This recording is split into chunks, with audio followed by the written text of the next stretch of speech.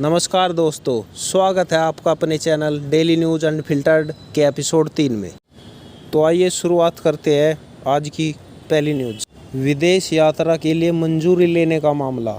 Delhi high court ने केंद्र सरकार और एलजी को जारी किया नोटिस। दिल्ली हाई कोर्ट ने सोमवार को राज्य के परिवहन मंत्री कैलाश गहलोत द्वारा दायर एक याचिका पर केंद्र सरकार और दिल्ली के उपराज्यपाल वी.के. सक्सेना को नोटिस जारी किया, जिसमें राज्य के मुख्यमंत्री और अन्य मंत्रियों की विदेश यात्रा के लिए केंद्र से राजनीतिक मंजूरी लेने की आवश्यकता को चुनौती दी थी। सत्ता बदलते ही बिहार में अब सीबीआई के लिए नो एंट्री। जानिए राज्यों में केंद्रीय एजेंसियों के लिए क्या है नियम। बिहार में सरकार बदलते ही नियम भी बदलने शुरू हो गए हैं। अब बिहार में भी केंद्रीय जांच एजेंसी सीबीआई की एंट्री बंद हो गई है, यानी अब वहां पर सीबीआई की एंट्री तभी होगी जब राज्य सरकार चाहेगी। भारत से हार के बाद टूटे बाबर आजम, बताया कहां हुई चूक। बाबर ने कहा, हम मैच को आखिरी ओवर तक लेकर जाना चाहते थे। नवाज ने आखिरी ओवर अच्छा किया, लेकिन नतीजा हमारे पक्ष में नहीं रहा।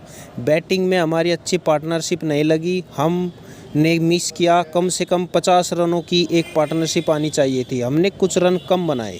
पाकिस्तान के पूर्व सूचना और प्रसारण मंत्री ने ट्विटर पर कहा कि दुबई में मैच हारने में टीम की गलती नहीं है, बल्कि वर्तमान सरकार ही मनहूस है।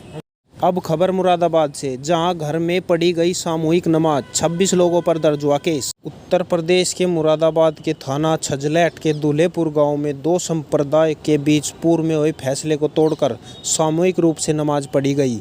इस मामले में 26 लोगों के खिलाफ पुलिस ने मुकदमा दर्ज किया। अमेठी के लेखपाल ने कहा, कौन सांसद कौन स्मृति ईरानी, पहचानने से क्या इनकार। केंद्रीय मंत्री स्मृति ईरानी अमेठी के कादूनाला स्मारक पर शहीदों को पुष्पांजलि अर्पित करके लौट रही थी, तो इस दौरान गौतमपुर पूरे पहलवान गांव के निवासी अपनी अर्जी लेकर पहुंच गए। उन्होंने कहा कि पिताजी परिषदीय स्कूल में शिक्षक थे, उनकी मृत्यु हो गई है। मां सावित्री देवी को पेंशन मिलनी है, लेकिन लेखपाल द्वारा सत्यापन नहीं हो पा रहा है। जिसके बाद मंत्री ईरानी ने लेखपाल का नंबर मांगा और सीडीओ से बात करने को कहा।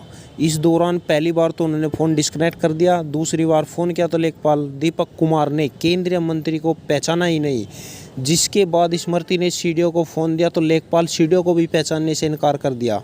वीडियो वायरल होने के बाद एसडीएम सविता यादव ने बताया कि लेखपाल थोड़ा ऊंचा सुनते हैं। अब राहुल गांधी ने मोदी सरकार पर साधा निशाना, कह दिया ऐसी बात जो आज तक किसी ने नहीं कहा। राहुल गांधी ने केंद्र सरकार पर एक बार फिर निशाना साधा। उन्होंने ट्वीट लिखा कि देश के लिए खादी, लेकिन राष्ट्रीय ध्वज के लिए चीनी पॉलिएस्टर। हमेशा की तरह पीएम के शब्द और काम कभी मेल नहीं खाते। धन्यवाद दोस्तों, आज के लिए इतना ही। डेली अपडेट्स के लिए चैनल को लाइक कीजिए, शेयर कीजिए, सब्सक्राइब कीजिए और बेल आइकन दबाइए।